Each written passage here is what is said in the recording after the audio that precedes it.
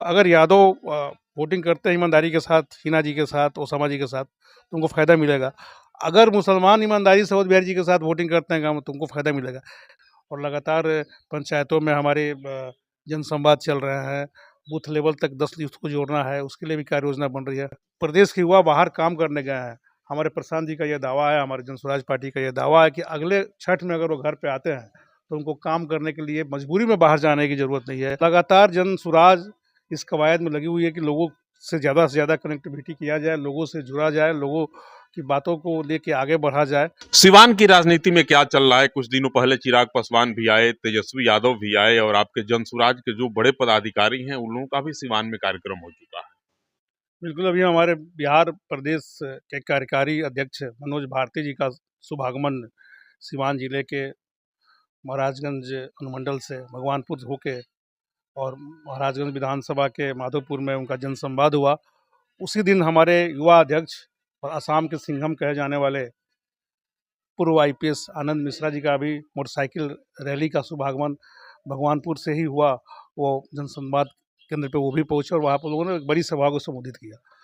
तो लगातार जनसुराज इस कवायद में लगी हुई है कि लोगों से ज़्यादा कनेक्टिविटी किया जाए, लोगों से जुड़ा जाए, लोगों की बातों को लेके आगे बढ़ा जाए।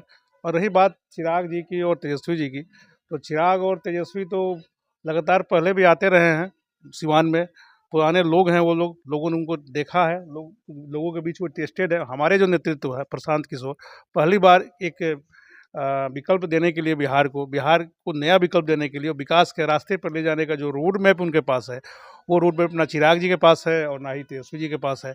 एक पूरी फुल प्रूफ योजना है कि कैसे हमारे युवा, दोनों युवा बता रहे हैं आप, दोनों युवा के राज्य में ही लगातार हमारे युवा पलायन कर रहे हैं, कोई उनके लिए कार्य योजना नहीं है यहाँ पे। तो हमारे जो प्रदेश के युवा बाहर काम करने गए हैं, हमारे प्रशांत जी का ये दावा है, हमारे जनसुराज पार्टी का ये दावा है कि अगले छठ में अगर वो घर पे आते हैं, तो उनको काम करने के लिए मजबूरी में बाहर जाने की ज़रूरत नहीं है। तेजस्वी जी शहाबुद्दीन साहब के घर भी गए थे।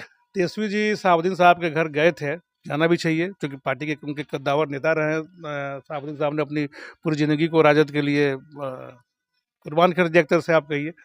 वो देर से गए और पहले जाना चाहिए था उनको, थोड़ा देरी किया उन्होंने, और उनकी वो व्यक्तिगत यात्रा थी, पार्टी की यात्रा, उस पर मैं क्या बोल सकता हूँ। बड़ी तैयारी है इस बार महाराजगंज से, किस प्रकार की आपकी तैयारी चल रही है? नहीं, लगातार हम लोग लगे हुए हैं, लोगों के बीच में जनता के बीच जाके उनको सदस्य बनाने का भी काम किया जा रहा है। लोग अब प्रस्तावक बनाने का है, 5000 प्रस्तावक बनाना है, उसको भी हम लोगों ने शुरू किया है। और लगातार पंचायतों में हमारे जनसंवाद चल रहे हैं, बूथ लेवल तक 10 यूथ को जोड़ना है, उसके लिए भी कार्य योजना बन रही है। महाराजगंज में नहीं, हमको लगता है पूरे सिवान जिला के 8 विधानसभा में ये कार्य जनसुराज की तरफ से चल रहा है, क्योंकि हमें मेहनत ज़्यादा करना है। हम अभी नई पार्टी है, नया संगठन हमारा चलिए है। चलते चलते एक और बात कर लेते हैं। शहाबुद्दीन साहब की पत्नी हैना साहब और ओसामा साहब के राष्ट्रीय जनता दल में पुनः वापसी राजद को कितना मजबूत कर रहा है? ये सवाल तो आपका बहुत ही थोड़ा-सा समसामयिक है, तो लगता है मुझे बोलना भी चाहिए इस पे। क्योंकि दूरियाँ इतनी बढ़ गई थी सिवान में, मैं बिहार की बात नहीं जानता, मैं सिवान में चूँकि मैं ज़्यादा मेरी रुचि है, तो जो उसका बेस वोट है माई समीकरण, वो दोनों के बीच दूरी इतनी बढ़ गई थी, तो वो दूरी कितने हद तक मिटती है, ये आगे आने वाले चुनाव में देखना। तेजस्वी जी तो आकर के खाई को मिटा दी। तेजस्वी जी के आने से अगर ठाई मिट जाती है, तो फ़ायदा होगा। अगर यादव वोटिंग करते हैं ईमानदारी के साथ, हिना जी के साथ, ओसामा जी के साथ, तो उनको फ़ायदा मिलेगा। अगर मुसलमान ईमानदारी से अवध बिहारी जी के साथ वोटिंग करते हैं गाँव में, तो उनको फ़ायदा मिलेगा। लेकिन होगा क्या, ये चूँकि आप भी सिवान के रहने वाले हैं और चूँकि बहुत ज़्यादा ही खाई दिखाई दे रही है, तो खाई कितना हद तक पटेगा, उसी पे डिपेंड करता है कि राजद को कितना लाभ होगा, कितना हानि होगा।